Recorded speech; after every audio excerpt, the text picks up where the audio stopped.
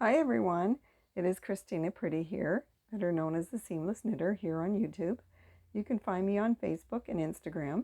You can find all of my seamless pattern designs on Ravelry and on my website, ptboyarnshop.com. I also have a Ko-Fi account if you would like to support me and my channel financially. All this information is linked in the description box below this video. In today's tutorial, I will be demonstrating how I do the long tail cast on technique. So let's get started. Okay, so you're going to need some knitting needles. And here I have some Addi Click interchangeables number 5mm. And you're going to need some yarn, and I have some worsted weight yarn. But you're going to use whatever needles and yarn your pattern calls for when you're ready to cast on. So the first thing we're going to do is calculate how much yarn we're going to need to put on 15 stitches. So what I like to do is wrap it around the needle 10 times. So this is the part that you want to wrap on the needle, not on the tip or the end. So straight in the middle, I'm going to put the tail end on the needle, hold it with my thumb. I'm going to wrap it around 10 times. And this is going to give me a good idea how to calculate the yarn for 100 stitches or however many you need. So 2, 4, 6, 8, 10. I'm going to pinch it here. I'm going to let the yarn come off the needles, and then I'm going to look at it, and I'm going to see the end of it there and the end of it there. So it looks like it's about, 9-10 inches long. So that's how much it's going to take to put on 10 stitches. So I want 15 stitches. So I'm going to take this much and half again. So from here, I'll measure out half again. And then I'm going to need a little bit for weaving in my yarn when I'm finished my project. So I'm going to leave another 10 or 12 inches for doing that. So at this point, this is where we're going to start casting on our stitches. So I'm going to drape the yarn over my thumb, which is the tail end, and the ball yarn over my index finger. I'm going to bring the yarn two tails together, and I'm going to close my hand with my 3 fingers here. So this is what it looks like. So this is the tail end, this is the ball end, and these are the 2 tails held together in my hand. I'm right-handed, so I'm going to pick up my needle and I'm going to point the needle towards me, and I'm going to come underneath the working yarn here, and I'm going to give the yarn a twist, and I'm going to hold it. So this is our first stitch because I don't use knots, and then we're going to draw the needle back like a slingshot until you see the yarn cross at the thumb. So that creates a loop.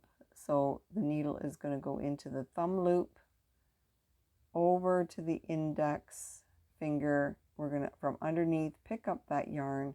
We're going to drag it through the loop on my thumb until you see 2 stitches on the needle. So when you see that, you're going to drop the loop that's on the thumb off and bring it behind the yarn and pull it straight out horizontally to tighten up the stitches on the needle. So we're going to do that a few times here. So again, we're going to cross that loop on our thumb. We're going to go into that loop.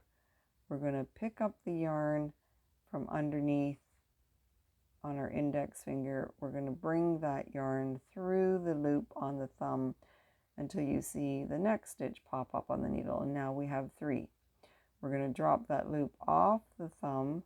We're going to put it behind the thread and pull straight out horizontally till you have those 3 stitches tightened up on the needle.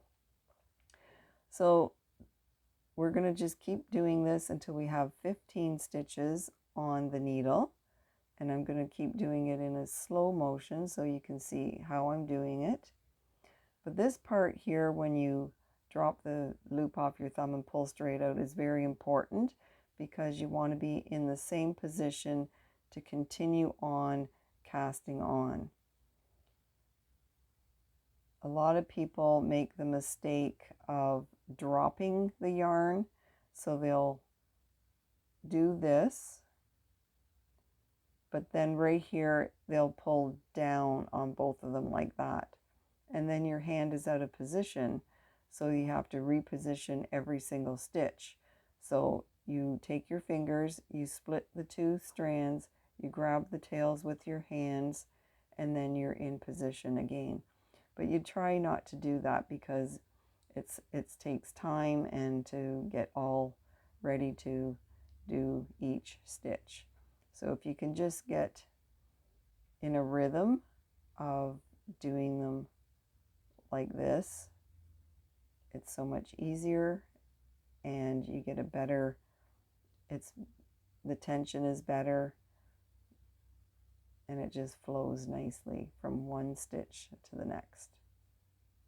Okay, so we have now 2, 4, 6, 8, 10, 11 stitches on here. So we have 4 more to go. So again, we're going to go into the loop on the thumb. We're going to come over to the index finger, and from underneath, we're going to pick up that yarn. We're going to bring it through that loop on the thumb until you see the stitch pop up on the needle. We're going to drop that loop and put our thumb behind this strand and pull straight out until it tightens up on the needle. Again, into the loop on the thumb, pick up the yarn on the index finger from underneath, bring it through the loop on the thumb till you see the stitch pop up on the needle. Thumb goes behind that strand and pulls out tight. So now we have 2, 4, 6, 8, 10, 12, 13, 2 more, 14, and 15. So there we have 15 stitches, and I'm just going to drop the tail for a minute and smooth this out so that you can see the front of the stitches at the bottom. You can see they're sort of on a diagonal slant. And then when I turn it over on the other side, which I'd say is the wrong side, you can see that it leaves purl bumps. And then if I tilt it straight up, and so you see the bottom edge, it looks like a braid, sort of like a braid. So there's the front and there's the back rolled over. So both strands, the tail end and the ball end of the yarn, went on together at the same time to make a double thickness across here. So you can see there's only this much yarn left. Okay, so that's all there is left for weaving in at the end when you're finished your project. So that's about how much should be left when you've calculated enough yarn properly to put on your stitches. Okay, so it makes a nice solid foundation for your sweater or whatever you're making to hang from. It's better than one strand going on together it's better to have 2. Okay, so now I'm going to just purl back these stitches to show you what it actually looks like after they have been knit. Now this is the wrong side. I'm calling the wrong side. And so I'm just going to purl back these stitches quickly here so that you can see after doing one row what the actual cast on edge looks like.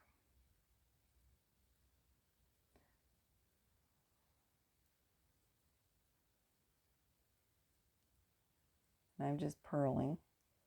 So I basically go into the stitch, wrap the yarn around, and bring it through and off.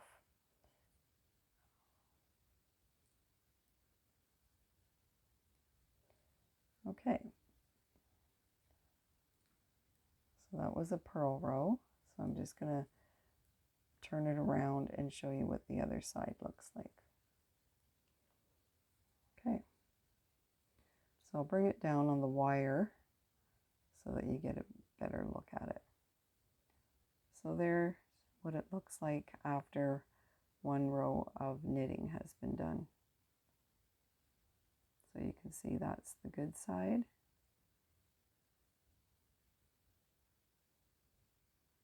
And this is the wrong side.